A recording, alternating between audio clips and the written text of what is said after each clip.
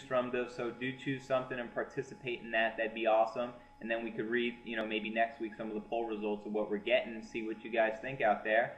So I guess let's get into William Cooper. I know we did a lot of research this week and actually created a page. It's it's esotericcosmos.com/BillCooper.html. And I compiled like 20, 30 videos, the best videos I could find from William Cooper. And one of them's the legacy of William Cooper, which is his story.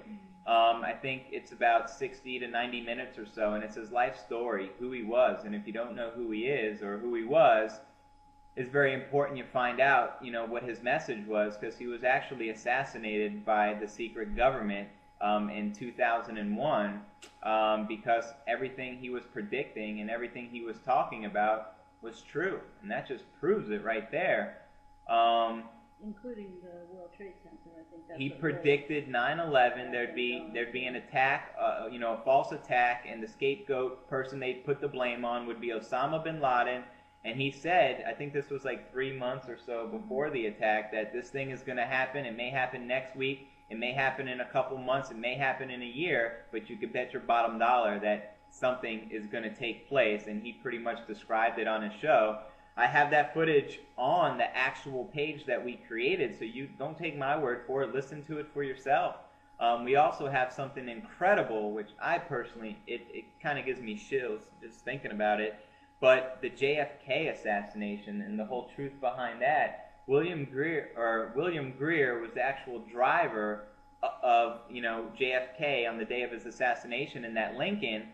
And if you look and study the video, which I actually have on that page, I have a whole series on this from William Cooper exposing this stuff.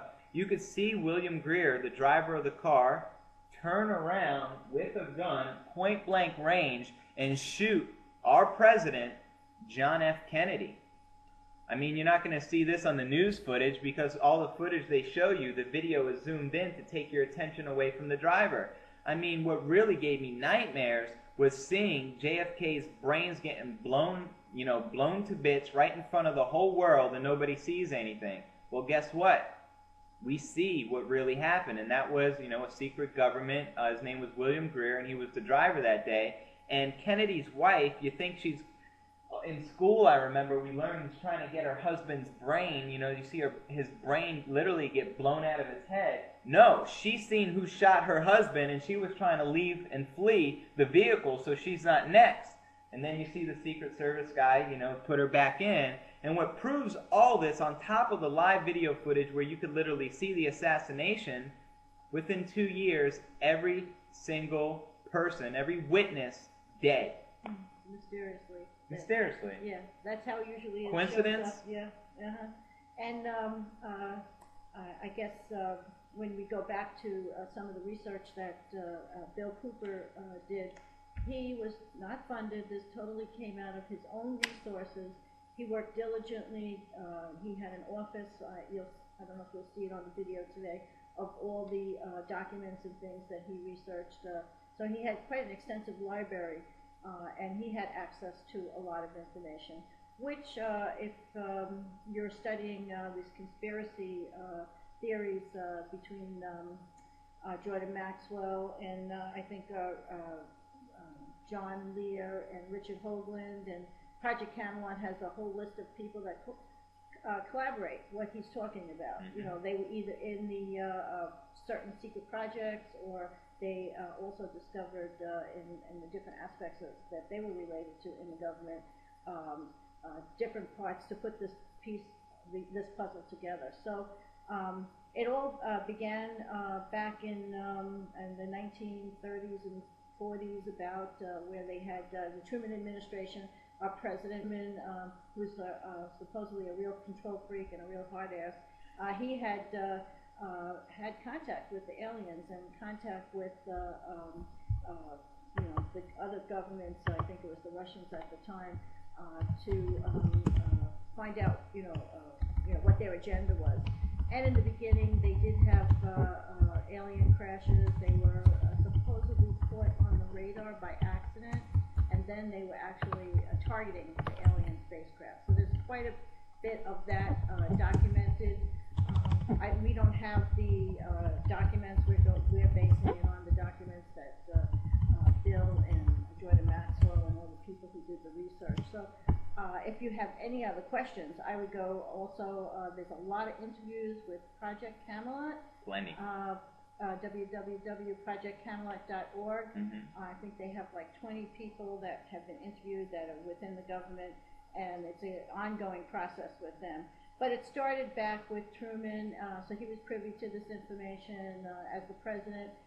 He could call the shots. He started a little bit, this is how the secret society started here with the Bilderbergers. They got together for originally very good purposes to find out, aliens are landing on our planet, what's going on.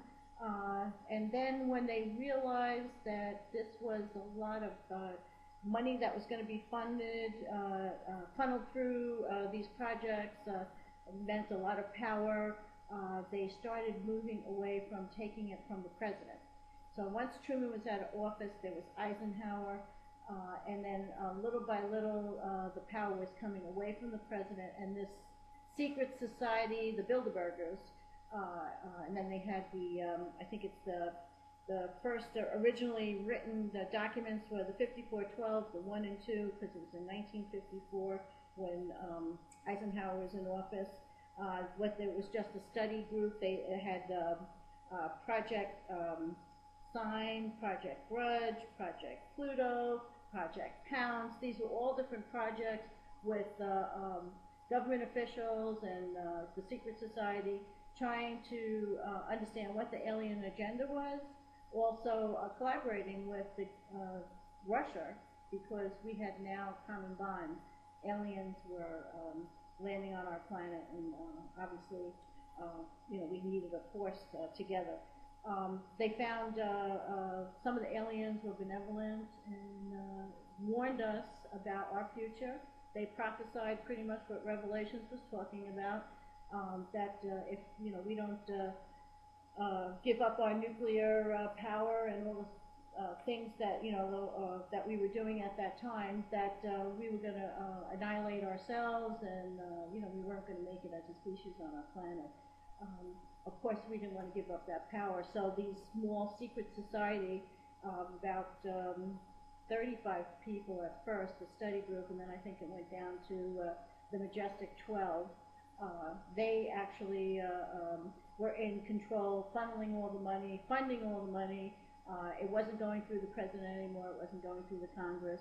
And just to point out why Kennedy was assassinated is because he wanted to expose all this. He found out about this and said there'll be no secret societies in the United States of America. Little did he know his dad was,